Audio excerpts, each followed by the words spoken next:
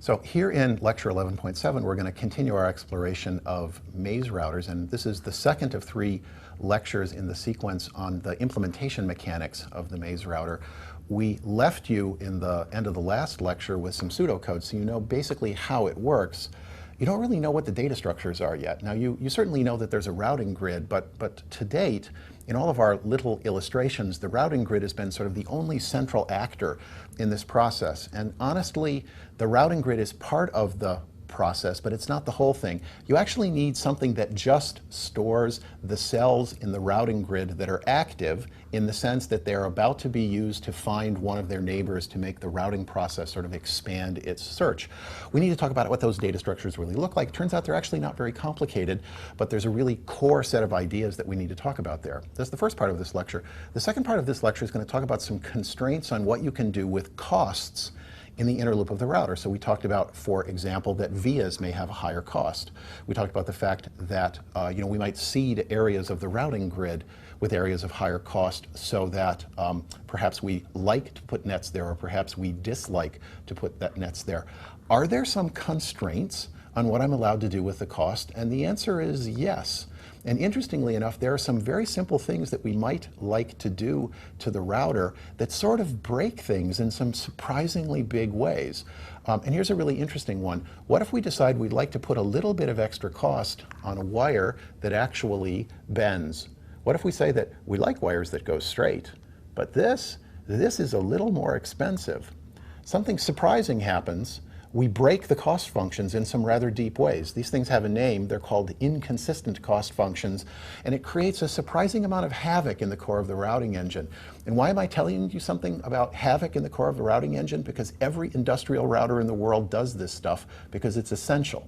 So I'm going to show you some interesting examples of things that real routers do and how real routers deal with some of the interesting mess that these inconsistent cost functions create.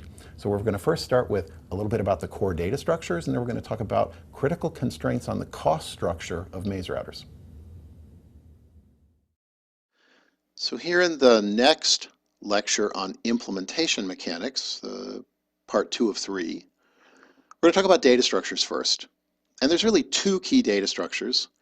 The routing grid itself, which is the routing surface, it holds the costs of each cell, non-uniform perhaps, non-unit. And also you mark those cells to know that what you've already reached. And you're also going to mark the predecessor stuff.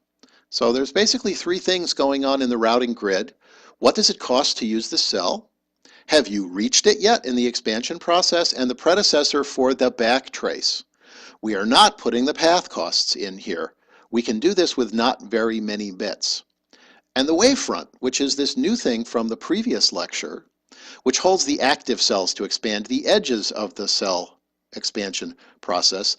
Those cells store path cost information and predecessor information, and also, information, just about, if you will, the coordinates of the cell, obviously. It's indexed on the path cost. You always expand the cheapest cell next. So for the data structures, for the routing grid, an obvious data structure is the right thing. It's a 2-dimensional array per layer. That's good. And it can even be an n-dimensional array if you have n routing layers. You index it by x and y, and each grid cell C stores 3 things. It causes the cost of C, which is typically a small number. People actually do these things with bits. You might have 12 bits or 11 bits or 10 bits, and you might put a 10-bit number in there. Or you might say, I have a 10-bit index, and so I have a table with 2 to the 10 equals 1024 cost values in it. And so I look up the index of the cost, and then I look up the cost, and that's the path cost. People do all kinds of tricks to save bits. There's a predecessor tag for at least the 2-level routing case, north, south, east, west, up, down, and reached, a Boolean that says, have I reached this cell yet, yes or no? The wavefront, all right, I need something clever here. I need fast insert delete, and I need it to stay sorted for this cost-based indexing. What does every cell on the wavefront actually involve? What does it store? The coordinates in the grid of where the cell is. You have to tell me that the cell is there. The layer that the cell is on in case there's a bunch of grids. layer 1, 2, 3. The path cost, which is the sum of all the costs up to this cell, and the predecessor tag. We're just keeping them in both places to be a little conservative. This will work. The nice thing about the wavefront idea is that it's not a gigantically large data structure. So what do we use for the wavefront? And the answer is a famous data structure, a heap, which is also called a priority queue. Consult your favorite data structures book. Most programming languages, most modern programming languages, C++, Java, things like that, they'll have basically an object and a method, built into the library to do this. I mean, you can implement one yourself if you want. It's 100 lines of code, 50 lines of code to do a simple heap. But usually you don't have to. You just use the one that the language provides you. This is a classical data structure designed for fast insertion and retrieval of the lowest cost item. So all the operations like add and delete have a log n complexity for n objects. So the thing that's cool about a heap is that the minimum cost item always stays on the top. And when you insert a new item, the word is often bubbles for something like a binary heap. It bubbles the items in the heap around to ensure that the cheapest item stays on top. So you don't know what else is going on inside your heap other than the cheapest thing is always on top. And when you add something, it's not too expensive to rearrange the heap so that the cheapest thing is on top. And delete also does the right thing. Key assumptions for our plain maze router. I will always expand the cheapest cell next. I will reach each cell just once. I will expand each cell just once. And I am guaranteed to find the minimum cost path. Right? So the cheapest cell next, that's easy. Reach each cell once and expand each cell once, that seems kind of obvious. And the fact that I'm guaranteed to find the minimum cost path based on, the fact that this is basically an implementation of the Dijkstra algorithm, that seems good. Here's a very strange question. What constraints must be true in order for this simple search strategy to actually get the best path, to actually get the minimum cost path? Or if I say this to you in a different way, is there anything we could do wrong that would break any of these nice assumptions? Okay? And the thing that's a really quite amazing answer is yes, there really is. And if you choose to do the program that's associated with this assignment, we will ask you to break things because it's just easier than to implement the case that doesn't break them. And you're going to see it yourself in your routing benchmarks. So there is a name for what we're talking about for these constraints on the path cost, and one of the names is consistency. And what consistency means is that I want it to be true that the cost of adding a cell to a path, right, reaching it, is independent of the path itself. So I don't care how you got to cell C on the routing surface. When you get to cell C on the routing surface, there's only one path cost it can be. And it doesn't depend on the shape of the path in the grid. All right? And it turns out that if you have a consistent cost function, it guarantees that you reach every cell once from a cheapest path and you expand every cell once and it'll all work. And the thing that's a big surprise is that it's incredibly easy to create a cost scheme that is inconsistent, which violates all of these nice properties and which makes good physical geometric sense in a router. So here it is. I'm going to put a big star over it.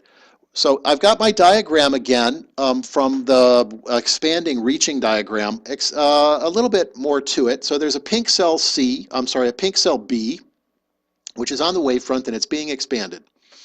And its path cost is 12 and its predecessor is north, so I was reached from above, B. And B is expanding to the east to touch C, reach C, reach C, and B is expanding to the south to reach D.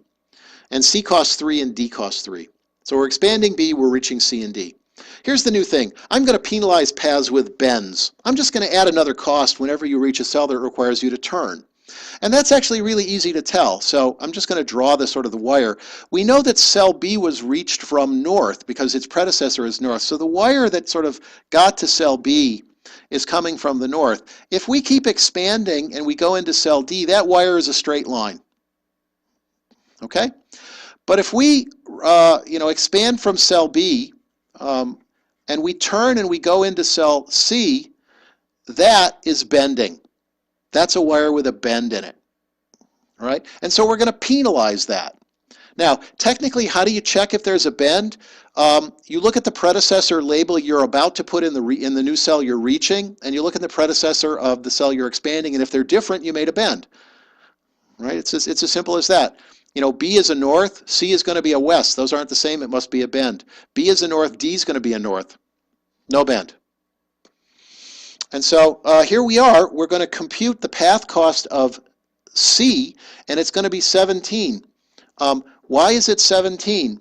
Well, you know, B's path cost is a 12, C's cell cost is a 3, but there's another 2 because there is a bend.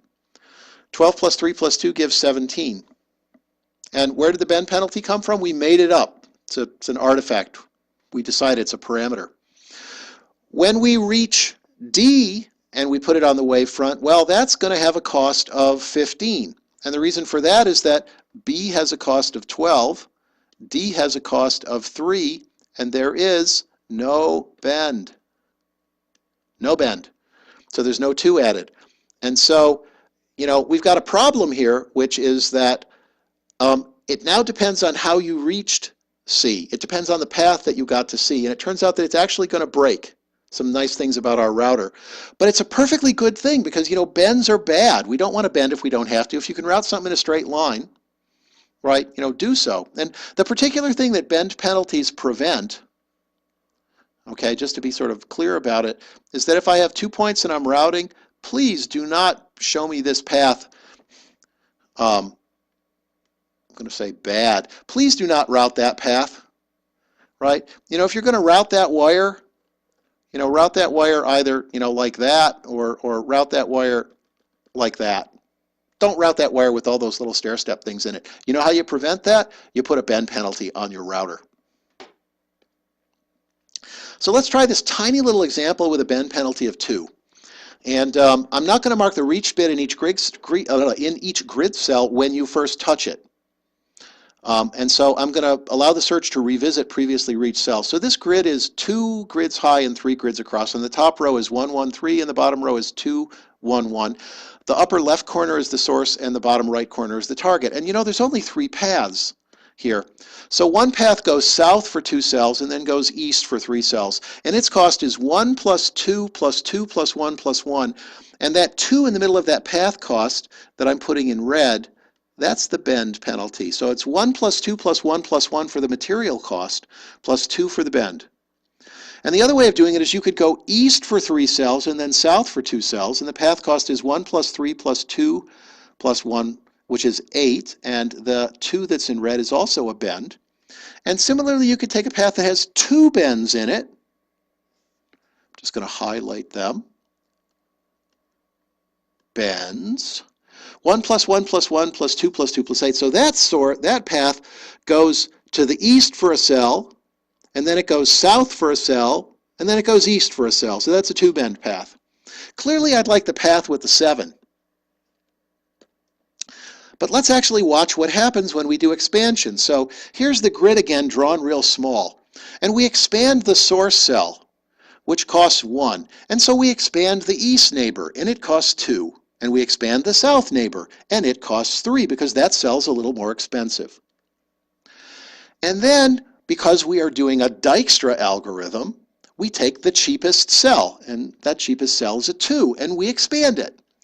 And one of the things we can do is we can expand it to go to the south, right? And that will cost 5. Why will that cost 5? Well, that costs 2 for the cell, plus 1 for the cell, plus 2, which is the bend. And you can also expand to the east a little bit more. That turns out, I'm just not going to do it. I'm just going to show a subset of the full expansion process. It doesn't change anything. Okay, now the next cheapest cell in the grid is the 3.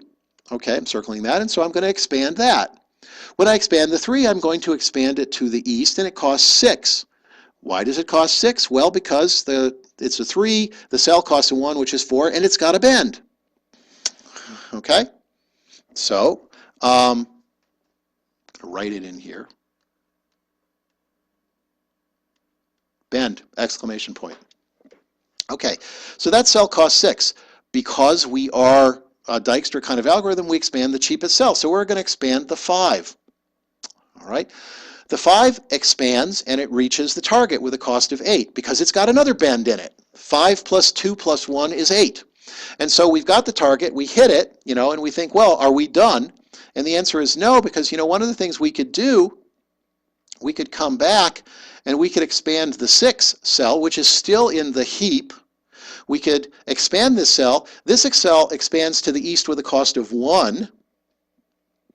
This does not have a bend in it, and we reach the target with a cost of 7, and that's actually the best path. Now, this is very strange. Look what happened. I reached the same cell. I reached it later. I reached it at a higher cost, but it was ultimately the cheaper source to target path if I ran the expansion process long enough. So there are some kind of scary implications on this inconsistent cost function stuff. You will reach cells multiple times at different costs.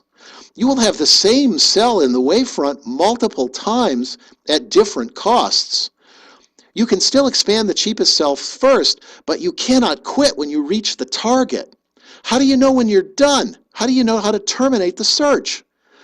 Well, you can't quit until every cell in the wavefront has a cost so big that it's impossible to reach the target with anything cheaper than the current cheapest path. And so you may reach and expand a lot more cells with an inconsistent cost function, but you can do a bunch of cool things. Now, you might be saying to yourself, Rob, this is terrifying. Do people really do this in real routers? And I am here to tell you that the answer is yes, boys and girls. Yes, they do. Every real router does something like this. Really, I'm really not kidding. Every real router does this because every real router has to have something like a bend penalty. And there's some other things that do this as well. And as soon as you put a bend penalty in, this strange stuff happens. So how do people really know when to quit the search? Usually some heuristic. If you expanded M cells to hit the target, you pick a number like, 10%, and you multiply M by 10%, 0.1, and you say, I'm going to do not more than M prime additional expands, and you take the best path you find. You don't usually search until you get the best possible path. It's usually too expensive. It adds a lot of complexity. Well, a moderate amount of complexity to the core implementation, but it really does help with the quality. And for us, it's good enough for you to know that this can happen. And if anyone is actually lots of you are going to build the router, we don't expect you to implement any of this. You can play with it if you like, but you don't have to. We're perfectly happy with the answers you get with inconsistent cost functions.